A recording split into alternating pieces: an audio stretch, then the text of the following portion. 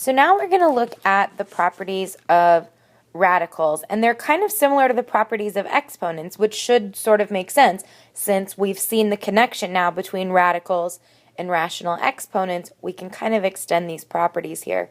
So the product property says, and this can go either direction, so the product property says that if I take the nth root of a times b, I can split that apart into two radicals. So I can take one and split it apart into the product of two individual radicals.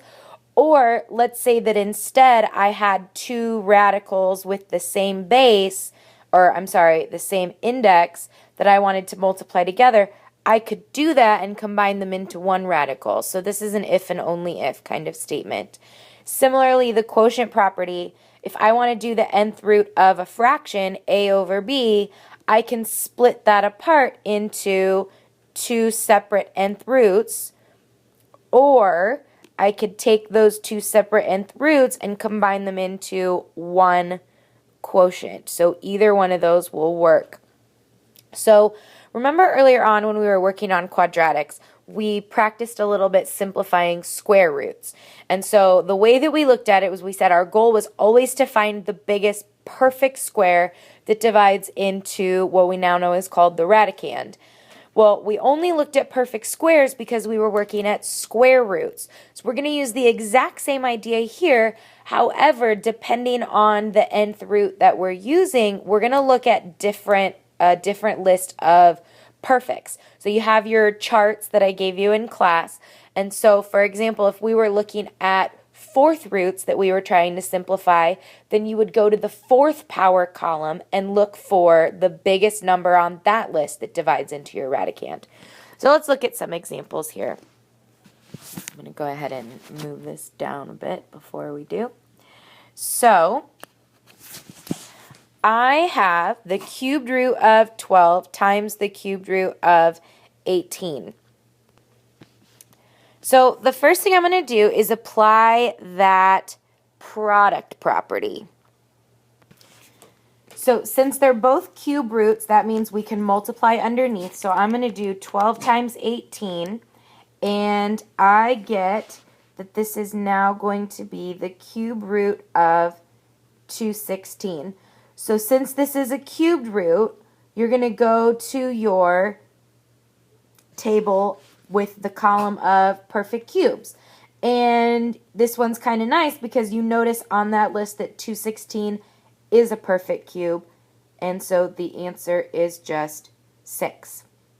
Okay, let's look at example 2. This one is division. Notice that they are both fourth roots, so the indexes, I think the right word is indices, but whatever, those match. So we can go ahead and create one quotient out of these. So we can say that this is the fourth root of 80 divided by 5, which is nice, because if I divide 80 by 5, I get the fourth root of 16.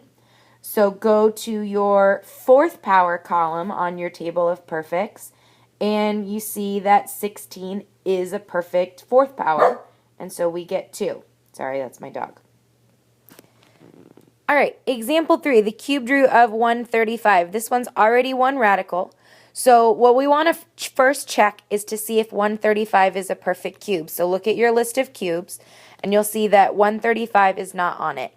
So we want to pick a number that's close to 135 and then go backwards. So you see 64 does not divide evenly. If you try 27, you find that 27 does go in evenly. 135 is equal to 27 times 5.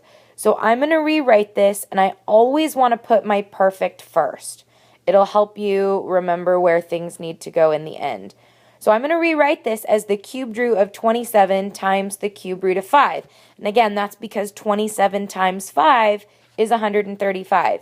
The reason why we pick 27 is because that one's going to come out nicely, and then all we're going to have left is the cubed root of 5. So this is the simplified version. Number 4 is pretty easy. That one's a square root. We've done ones like this before. So you want to find the biggest perfect square that goes into 72.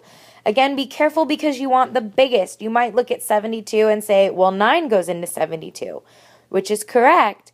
But remember, it's not the biggest one. If you work backwards down your list from big to small, you actually find that 36 goes into this. So we have the square root of 36 times the square root of 2. This comes out to 6 root 2. I would go ahead and pause the video at this time. Go ahead and try 5 and 6 on your own and then come back to check your work. I'm going to go ahead and work those out now. Number 5, the fifth root of 160. Go to your table and look at the fifth power column, and we want to find the biggest number that goes into 160. So we test a bunch of numbers, and I find that it is 32. 32 goes into 160 5 times. So we get the fifth root of 32 times the fifth root of 5. This one was the perfect fifth. That's why we picked it. So it comes out evenly. And then this one is going to be the fifth root of 5. So that's it. Looking at the last one, number 6, we want to use that quotient property again to combine this into a fraction that I can hopefully simplify. And I can. This ends up being the square root of 1 over 25. And now that these are kind of nice, I can consider this again as 2 separate radicals. The square root of 1 is 1, and the square root of 25 is 5. And so that's a little bit of how we can simplify rationals when we have numerical radicands.